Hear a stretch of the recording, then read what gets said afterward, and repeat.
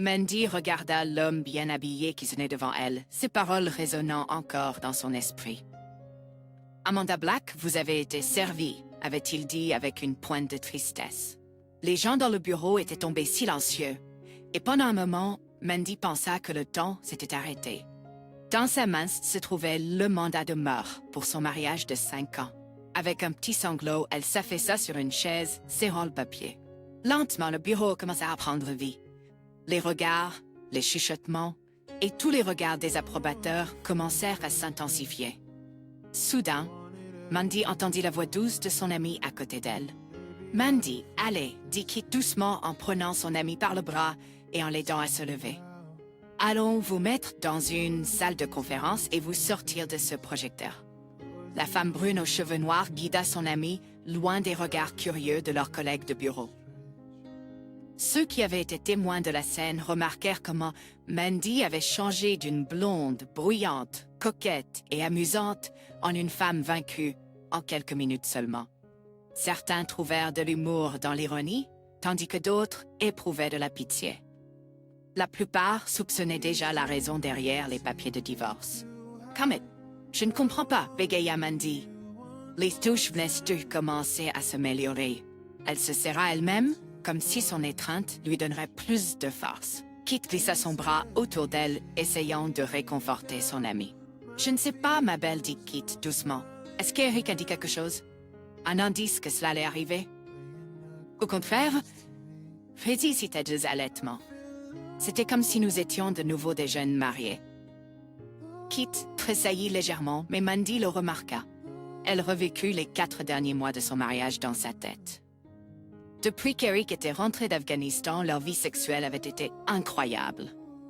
C'était même mieux qu'après son retour d'Irak, il y a 2 ans et demi. Il avait été si passionné et physique. « Oh mon Dieu, pensait-elle, la plupart du temps, je peux à peine marcher, après. » Elle sourit tristement en essuyant une larme restante de son œil. C'était tellement chaud et excitant. Je veux dire, après mon retour de ce voyage d'affaires la semaine dernière, le sourire de Mandy se réchauffa un peu. « Oh mon Dieu, Kit, Eric m'a complètement épuisé. Nous l'avons tellement fait que j'ai fini par le supplier d'arrêter. » Le sourire de Mandy disparut quand elle regarda le visage interrogateur de son ami. « Non, il ne s'est rien passé pendant ce voyage. Je vous ai dit que c'était fini, rétorqua-t-elle. Kit à la tête, mais ne souriez pas. » D'une voix calme, elle demanda « Quand est-ce que Eric t'a simplement tenu dans ses bras ou t'a embrassé et touché tendrement? » « Mon amour, quand est-ce qu'il t'a fait l'amour avec douceur? » Elle resta là, hébétée, regardant Kit avec confusion. « Quoi? » Avec un soupir déterminé, Kit regarda son ami un instant avant de continuer. « Mandy, elle demanda brutalement « Est-ce qu'il faisait l'amour avec toi ou juste coucher avec toi? » Mandy enfouit son visage dans ses mains et pleura profondément. « Mais pourquoi? Pourquoi ferait-il ça? » Elle se demanda, puis se figea soudainement. « Non, pouvait pas se voir, n'est-ce pas? » Relevant lentement la tête, elle eut un air d'horreur sur le visage. « Oh mon Dieu, Kit, murmura-t-elle. Oh mon Dieu, s'il te plaît, non. S'il te plaît, non. » Les larmes commencèrent à remplir les yeux de Kit alors qu'elle tenait son ami en pleurs.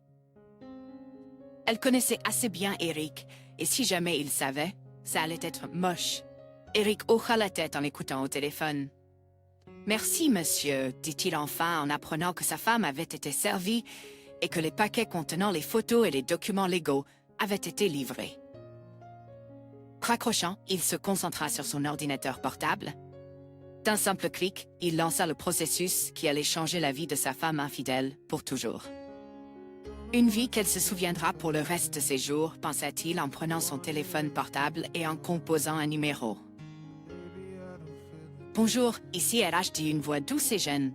Comment puis-je vous aider? »« Monsieur Davis, s'il vous plaît, dit Eric d'un ton calme. »« Ici Eric Black. »« Oh, Monsieur Black, dit rapidement la fille. »« Je vous transfère. » Quelques secondes plus tard, Eric parlait à un homme que la plupart n'avaient jamais vu sourire. La conversation fut brève. Aucun des 2 hommes n'éleva la voix, mais l'hostilité n'échappa à aucun d'eux. En raccrochant, Eric soupira profondément. En regardant son téléphone, il vit sur le journal d'appel que sa femme l'avait déjà appelé 5 fois. pas encore, pensa-t-il, et se calmait, mais, encore, on frappa brusquement à la porte de la salle de conférence. En l'ouvrant, Kit reconnut immédiatement les 3 personnes se tenant devant elle. Le premier était un homme âgé bien habillé, nommé Simon Samuels, le vice-président et chef de leur branche. Derrière lui, se tenait l'imposante présence de John Davis, directeur des ressources humaines. Kit n'a pas pu manquer le fait que le visage de M. Davis était rouge vif, et elle a juré qu'elle pouvait sentir la chaleur émanant de son visage. Derrière eux se tenait Anna Prescott, responsable du bureau et superviseur de Kit et Mandy. « Madame Garnett, nous devons parler avec Madame Black », a déclaré M. Samuels, le visage sombre. « Merci pour votre aide, mais veuillez retourner à votre bureau. » Les 3 entrèrent dans la pièce et Kit les suivit, fermant doucement la porte derrière eux. « Madame Black, nous avons un problème », commença M. Samuels. Mandy sortit rapidement dans le parking, essayant de ne pas trébucher. Elle tenait fermement l'enveloppe en carton que M. Davis lui avait donnée. À l'intérieur se trouvaient des photos horribles d'elle et de Sean Thompson, un directeur d'affaires du 3e étage. M. Davis avait brièvement récapitulé sa discussion avec Eric. Eric menaçait de rendre public le fait que l'entreprise n'avait pas appliqué sa politique de conduite. Il avait dit à M. Davis qu'il en discuterait avec sa future ex-femme à la maison avant de décider s'il poursuivrait d'éventuelles actions en justice. M. Davis lui avait informé qu'ils allaient rencontrer Sean ensuite, mais qu'elle devait rentrer chez elle et parler avec son mari avant que tout cela ne devienne incontrôlable. Il lui avait également dit qu'ils se réuniraient tous pour discuter de son avenir dans l'entreprise demain, après qu'elle ait rencontré son mari. Mandy avait eu du mal à trouver sa voiture, car elle pleurait encore tellement fort. La lumière vive du soleil se reflétait sur les voitures, les rendant un peu plus difficiles à identifier. Cependant, sa voiture ne devrait pas être si difficile. Oui, le gros Hyundai Santa Fe noir ne pouvait pas être facilement caché. Mandy s'y glissa, se souvenant des disputes qui avaient conduit Eric à finalement accepter de lui louer la voiture. Il avait cédé juste avant de partir pour l'Afghanistan. Elle essuya ses larmes, mit ses lunettes de soleil et partit pour rentrer chez elle. Un homme dans une vieille berline Chevrolet garée à proximité prit son téléphone portable. « Merci, Madame Kick. Non, c'est tout. S'il vous plaît, dites à Ron que vous avez fait du bon travail et mérité la prime. Merci encore. » En regardant son ordinateur portable, Eric soupira à nouveau. Juste un fait. Il pensa, juste un dernier, et il n'y aurait pas de retour en arrière. Mais pourquoi voudrait-il même revenir en arrière? Tout ce qui restait était une épouse infidèle, qui lui avait arraché le cœur, et un mariage brisé qu'il ne pourrait jamais réparer. Eric secoua la tête et sortit un téléphone portable prépayé. Ce dernier appel devait être introuvable, et qu'on peut rapidement peut-être. Première sonnerie, deuxième sonnerie. Troisième sonnerie, un clic d'eau, puis le silence. Eric resta sans émotion, fixant la vidéo sur son ordinateur portable. Enfin, après plusieurs minutes, une larme coula sur sa joue. Mandy sortit le gros SUV sur l'autoroute et gémit. Elle avait espéré pouvoir éviter les embouteillages de l'heure de pointe. Elle ne vit pas assez. Elle a frappé le volant de toutes ses forces. À ce rythme, elle savait que son trajet habituel de 30 minutes prendrait plus d'1 heure.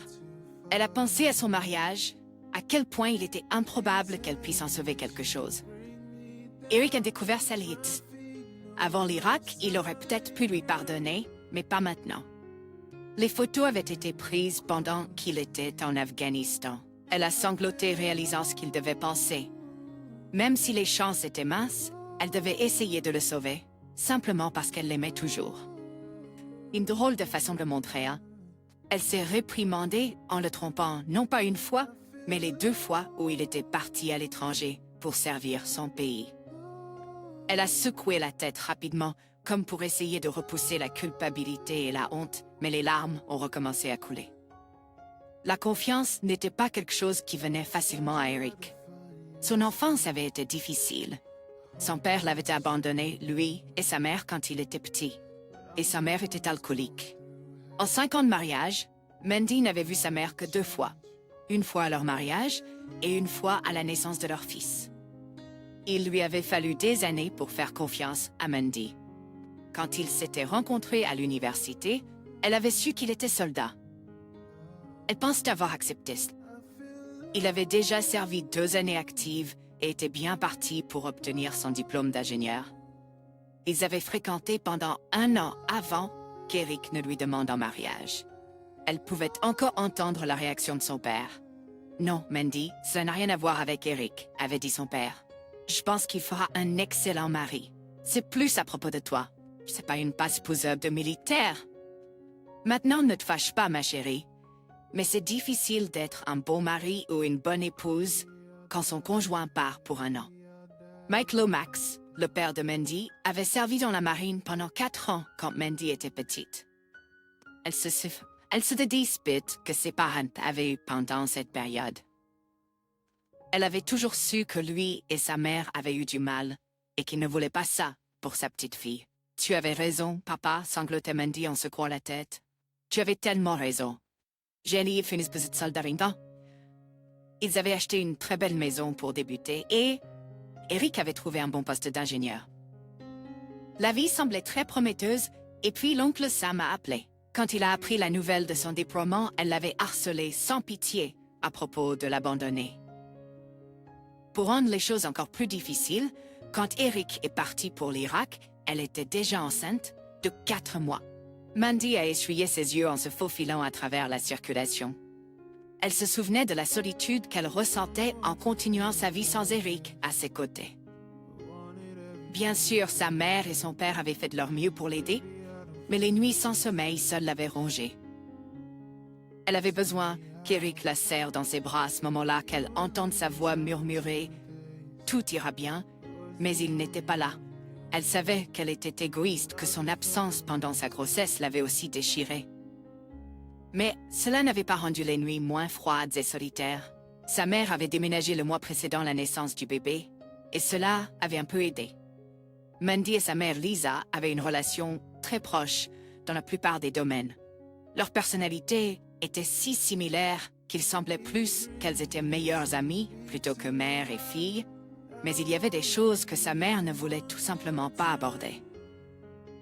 Les détails sur son mariage pendant que son père était dans la marine en faisaient partie. Quand Mandy essayait d'aborder le sujet, sa mère devenait toujours très bouleversée. Eric a pu rentrer en permission le lendemain de la naissance de Randy. Pendant un bref moment, c'était comme s'ils étaient une vraie famille, pensa Mandy, mais cela n'a pas duré. Il est parti seulement 10 jours plus tard et elle était à nouveau seule. Sa mère avait remarqué certains signes et l'avait supplié de ne pas y céder. Elle n'arrêtait pas de parler des dégâts qu'une seule erreur pouvait causer dans la vie de tant de personnes. Bien sûr, elle ne donnait aucun détail, mais Mandy soupçonnait que son père avait peut-être eu une liaison. Ils étaient toujours agréables et polis l'un envers l'autre, voire amicaux, mais jamais passionnés. C'était plus comme s'ils étaient des amis vivant sous le même toit. Mandy se souvenait comment elle avait lutté contre la dépression et la solitude pendant des mois après la naissance. Retourner au travail l'avait aidée au début. Puis elle avait été assignée à un projet avec Sean Thompson. Alors qu'Eric avait un look de garçon d'à côté robuste, Sean aurait pu être un mannequin masculin. Sa voix de baryton douce et son beau sourire faisaient battre le cœur de Mandy à chaque fois qu'il entrait dans la pièce. Il se comportait avec tant d'assurance et avait une telle prestance. Elle savait qu'il était marié à une belle et riche mondaine de New York. Ils et leurs enfants venaient de déménager dans la région quelques années plus tôt. Elle avait même rencontré sa femme une fois lors d'une fête de l'entreprise. Elle était belle d'une manière artificielle et sa personnalité était parfaitement adaptée à une de ces émissions de télé-réalité de femmes au foyer. Mais cela rendait le fait de voir Sean encore plus excitant. 1 mois seulement après avoir commencé à travailler ensemble, elle a cédé à la tentation. « Cédé », grimace-t-elle. « C'est du bullshit. C'est moi qui flirtais avec lui. » Un court voyage d'affaires de 2 jours avec l'équipe du projet avait fourni l'occasion de transformer ce flirt en une liaison à part entière. Ils se sont rencontrés plusieurs fois de plus, mais elle a mis fin à tout cela peu de temps avant le retour d'Eric. Eric est revenu changé, la partie insouciante et garçon de la campagne, on lui semblait avoir disparu. Elle savait que sa mission avait été difficile et qu'il avait perdu certains de ses amis proches là-bas. Elle se souvenait même de l'appel qu'il lui avait passé un jour après le pire événement. Le Humvee devant lui avait heurté un IED, tuant 3 de ses amis et en blessant un autre. Eric l'avait pris très mal. Mandy se souvenait juste de le laisser pleurer au téléphone, car il y avait si peu de choses qu'elle pouvait dire pour le réconforter. Elle s'est même étouffée en lui disant à quel point elle l'aimait et lui manquait, surtout parce qu'elle le pensait vraiment, mais partiellement à cause de sa honte d'avoir été avec Sean seulement 5 jours plus tôt. Elle avait passé les premiers mois après son retour à simplement tenir Eric, essayant de le ramener à l'homme qu'il était avant son départ. Il n'y avait aucun doute dans son esprit qu'elle l'aimait et que son aventure avec Sean n'était qu'une période de faiblesse. Puis, juste quand les choses semblaient aller si bien à nouveau, ses ordres de déploiement en Afghanistan sont arrivés. Elle était anéantie. Sans surprise, 2 mois après son départ, elle s'est retrouvée dans les bras de Sean. Elle savait qu'il n'y avait aucune excuse pour cela, mais à la fin, sa culpabilité a été surpassée par sa solitude et sa peur.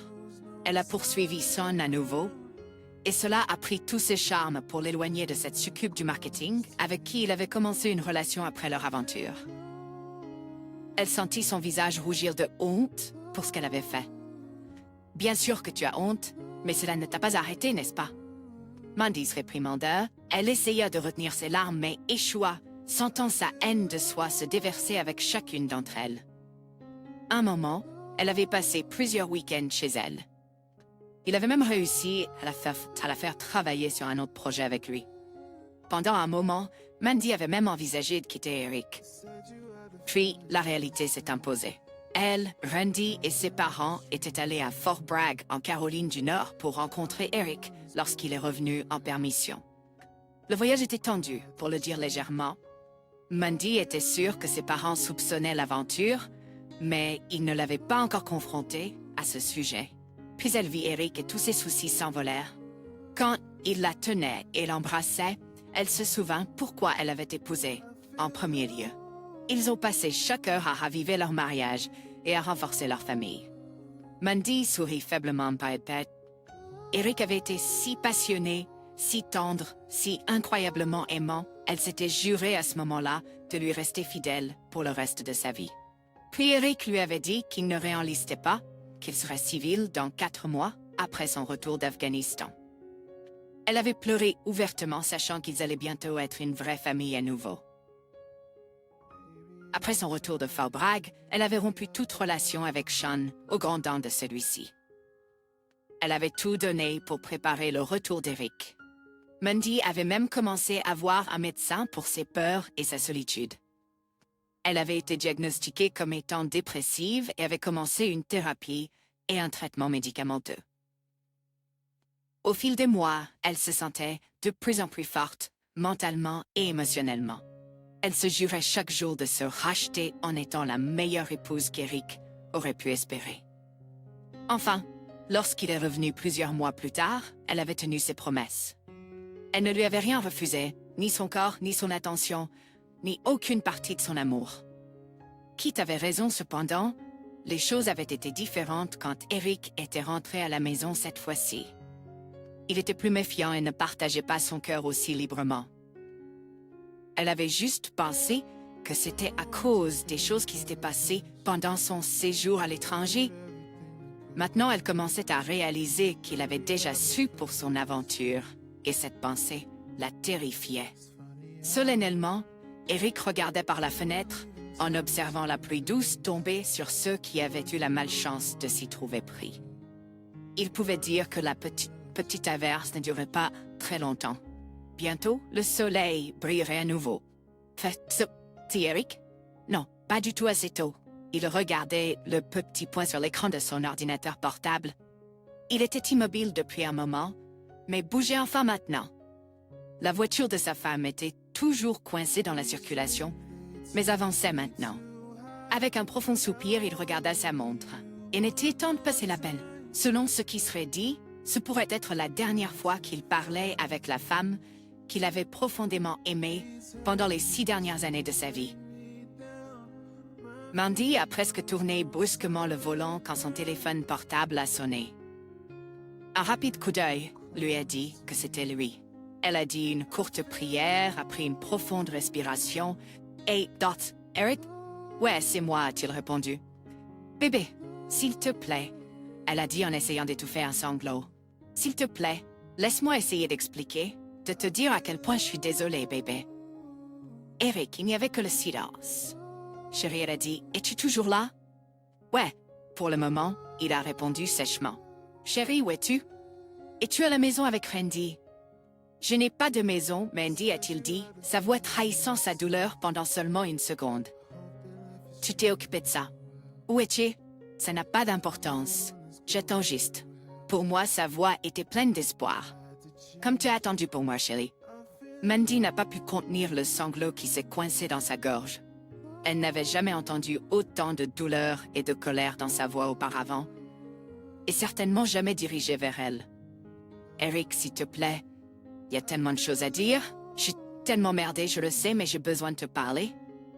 Il y a tellement de choses que je dois te dire. Je t'aime, bébé, seulement toi. Il n'y avait que le silence à l'autre bout du fil. Puis il a parlé. D'accord, Mandy, dis ce que tu as à dire, mais je doute que ça change quoi que ce soit. Tu as couché avec un autre mec pendant que j'étais partie. Mais plusieurs fois, alors qu'est-ce que tu penses pouvoir dire qui fera une différence? S'il te plaît, Eric, pour notre bien. Elle suppliait à travers ses larmes. Ne nous abandonne pas avant que je te voie, s'il te plaît, bébé. Ne baisse pas les bras, il siffla comme tu l'as fait avec nous. Non, elle hurla au téléphone. Je sais que ce que j'ai fait ne le montre pas, mais je n'ai jamais abandonné notre relation. J'étais seule et effrayée que... Je sais que ce n'est pas une excuse, mais c'était le cas. Mais je t'aime toujours et je crois en nous, bébé. Vraiment? T'es sérieux? T'es surpris.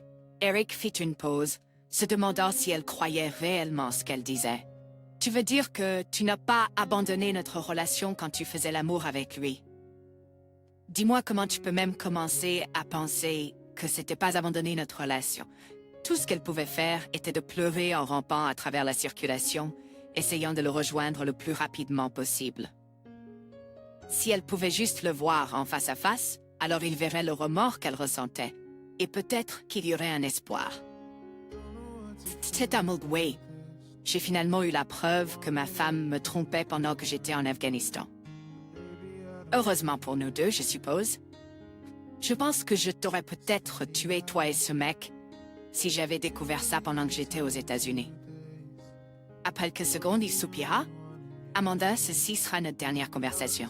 Si on est déconnecté, ou si l'un de nous est mis en attente, alors il n'y en aura pas d'autre. Eric, s'il te plaît, elle soupira. On peut aller en thérapie. On peut surmonter ça, bébé. On peut vraiment... Il continua. Écoute, il y a quelque chose que tu dois savoir avant de rentrer à la maison. D'abord, j'ai vidé tous nos comptes et j'ai utilisé toutes les cartes de crédit. Je suppose que tu m'as trahi pendant les 3 dernières années, alors je te rends l'appareil. Il ignora son OK. Tu peux garder la maison, puisque je suis sûre que je peux encore sentir son odeur dans notre lit. J'ai emballé les choses que je voulais. Ça a fini par tenir dans une seule valise, donc le reste est à toi. Tu peux garder ton SUV, même si je ne suis pas sûre comment tu vas le payer, puisque je soupçonne que tu seras viré demain. J'ai envoyé ces photos à tous tes collègues, ta famille, tous nos amis et même notre église. De plus, j'ai soumis photos et plusieurs vidéos à plusieurs sites pour adultes, avec toutes tes informations. Je soupçonne que tu seras très populaire bientôt. Oh Eric, non, sangloта Mandy. Pourquoi n'ai-je pas attendu que nous ayons parlé? J'ai attendu, Mandy, dit-il calmement. J'ai attendu 4 mois après mon retour, mais tu n'as rien dit. Et tu n'aurais rien dit si tu n'avais pas été pris. N'est-ce pas, bébé? Que pouvait-elle dire? N'avait raison. Quant à ton petit jouet, Eric a haillé. J'ai failli lui rendre une petite visite. Mais après avoir rencontré sa femme plusieurs fois, je ne pense pas que ce soit nécessaire. C'est une femme vindicative. Tu devrais peut-être prévenir Sean. Il serait mieux de courir. Il semblerait que la famille de sa femme ait des liens intéressants avec des gens très louches. Ça ne me surprendrait pas que le petit signe ne passe pas l'année sans avoir un accident. Elle viendra probablement après ces petites setups aussi. Oh, Tens, ça t'inclurait aussi, n'est-ce pas? Eric, s'il te plaît, donne-moi la chance de me racheter, s'il te plaît. D'une fortesse minute. En le regardant, elle a connu le numéro. Eric, c'est Madame Johnson, de la maison d'à côté. Kelly, je te l'ai dit, si tu raccroches, c'est fini. Son ton était menaçant. Surprise, Mandy a répondu doucement. D'accord. D'accord, bébé. Je m'inquiétais juste qu'il soit arrivé quelque chose à Randy. Randy va bien, la voix d'Eric s'est adoucie. Il est avec moi en ce moment, et il dort profondément.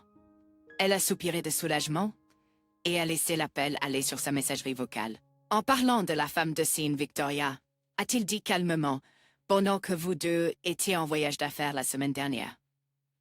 Il a été interrompu par le téléphone portable de Mandy qui vibrait à nouveau. C'était un autre voisin qui appelait. « Chérie, c'est Madame Wilcox. Es-tu sûre que Randy va bien? » « Oui, Randy et moi allons parfaitement bien, a dit Eric d'un ton étrange qui a fait paniquer Mandy. Il arrive. Maintenant, à propos de Victoria Thompson, elle est quelque chose.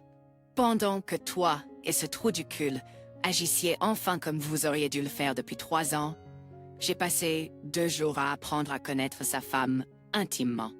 Mandy a poussé un cri en ressentant à la fois la colère et la douleur en entendant la trahison de son mari. Aura commencé à couler. J'aimerais te dire qu'elle est bien meilleure au lit que toi, mais la vérité, c'est qu'elle ne l'est pas, a-t-il déclaré.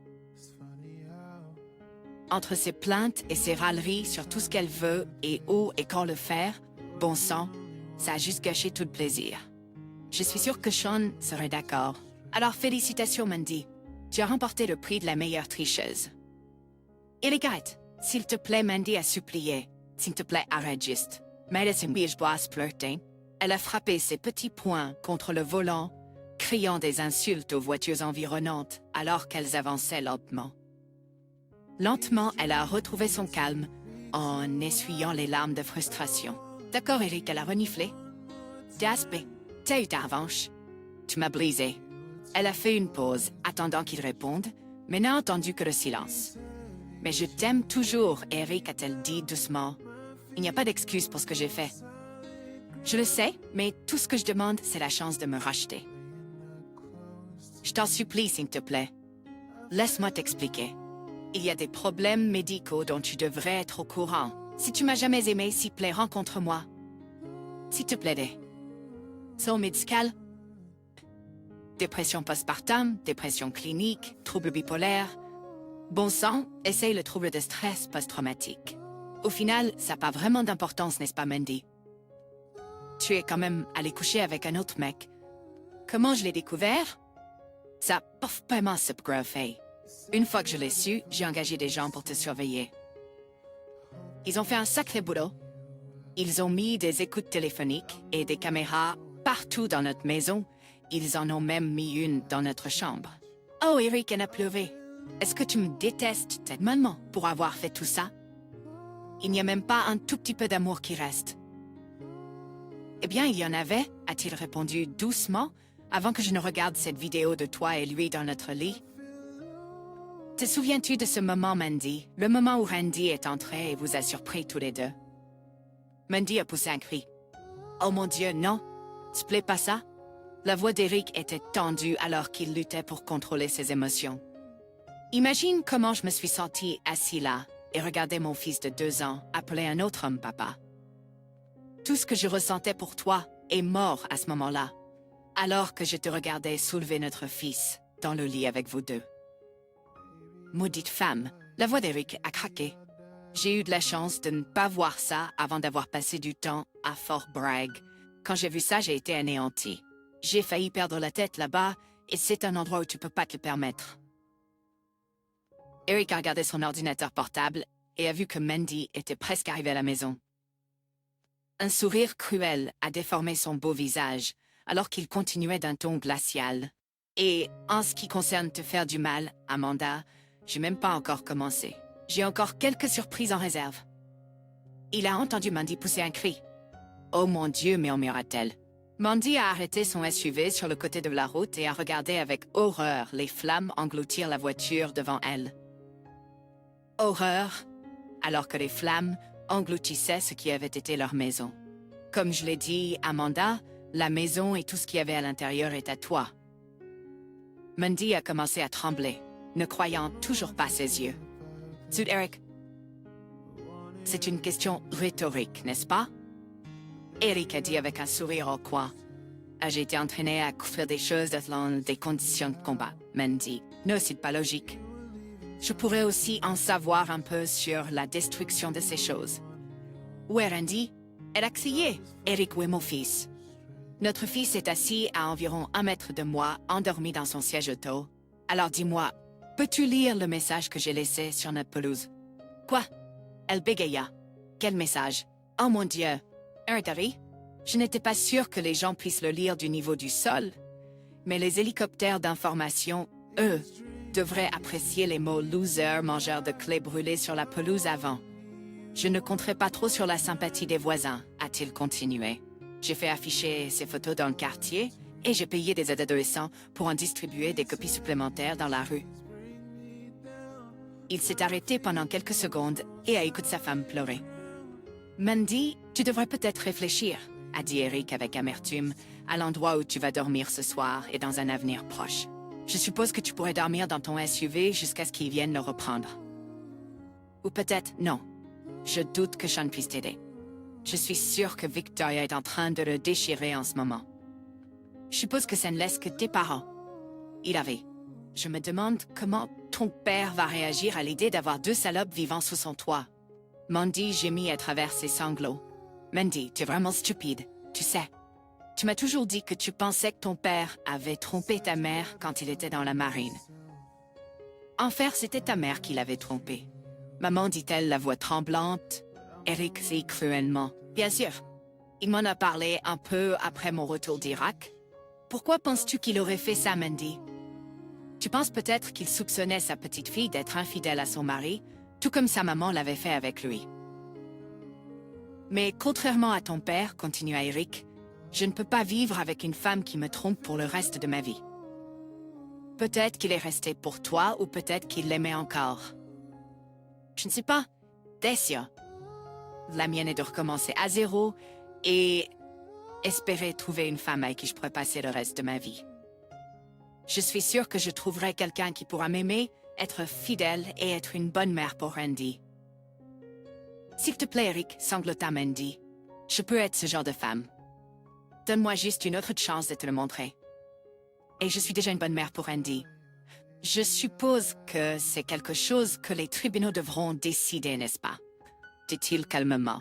Bien sûr, le fait que j'ai incendié notre maison et que j'ai effectivement fait faillite ne jouera probablement pas en ma faveur. Eric regarda un jeune homme, portant un maillot et une casquette, sortir d'un taxi et se tenir sur le trottoir, regardant dans sa direction générale. Eric fit clignoter ses phares 2 fois et le garçon commença à marcher vers lui. « D'accord, Mandy, dit Eric calmement en regardant sa montre. Il y a encore quelque chose que tu dois savoir et il ne reste pas beaucoup de temps.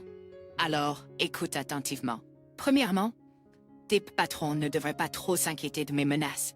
Cependant, Victoria dépose une plainte similaire et elle va probablement gagner. Je crois que les tribunaux seront en sa faveur et avec les preuves que je lui ai fournies. En ce qui me concerne, Eric a éclairci sa gorge. Eh bien, je n'aime pas mes chances au tribunal, donc j'ai accepté un emploi à l'étranger. Je pense qu'en disant Randy et moi allons en profiter. Non, Mandy a crié dans le téléphone. Tu ne peux pas prendre mon bracelet. En fait, c'est mon fils et je peux, a répondu Eric. Non, Eric, s'il te plaît, elle a supplié. De ce c'est mon fils. Amanda a dit Eric calmement. Il ne se souviendra même pas de toi après quelques années. Je ne me souviens pas de mon père.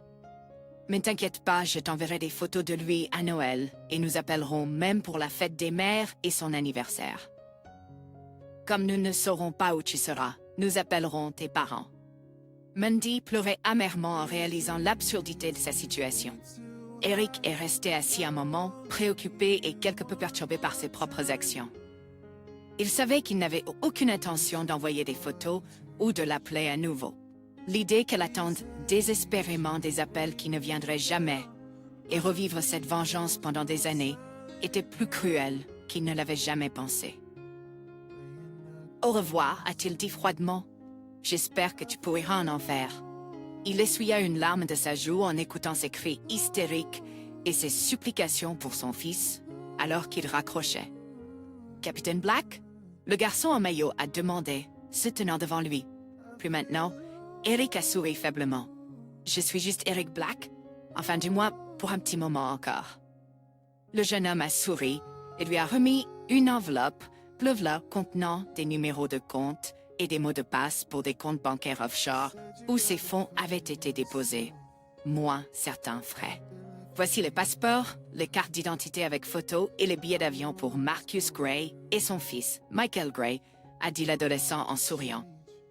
Eric a souri un peu plus et a commencé à placer ses anciennes cartes d'identité et les 2 cartes Sésame des téléphones portables dans un petit seau en métal. Avec un sourire narquois, il a pris un briquet et les a fait fondre en une petite flaque de plastique noirci. Il a ensuite pris un petit marteau et a écrasé les 2 téléphones portables, jetant les restes dans le seau. Satisfait de son travail, il a jeté le seau entier dans une benne à ordures. Ça a été mieux que je n'aurais jamais pu l'imaginer, a souri Eric en tendant le marteau et le briquet à l'homme. Il a rapidement sorti les clés de la voiture et les a remises au garçon. Dis à Bob et Ron merci pour la location, a-t-il dit doucement. Ti? Le jeune homme a demandé avec un grand sourire. Avec un sourire sur le visage, Eric a ri et s'est excusé, réalisant qu'il avait fait une erreur. Quelques minutes plus tard, il enregistrait ses bagages à l'aéroport. Il ne pouvait s'empêcher de sourire en pensant aux prochaines semaines avec son fils. Son contrat ne commençait pas avant le mois prochain. Donc, ils avaient prévu de passer quelques semaines sur une plage isolée avec un lieutenant séduisant qu'il avait rencontré pendant son service en Afghanistan. Ils n'étaient que des amis jusqu'à ce que Eric découvre la preuve de l'infidélité de sa femme. Maintenant, il était impatient de voir s'il y avait un potentiel pour quelque chose de plus avec le lieutenant. Monsieur Gray, l'homme au comptoir d'enregistrement, leur souhaita poliment un merveilleux vol. Marcus Gray et son fils marchèrent dans le terminal, prêts à commencer leur nouvelle vie.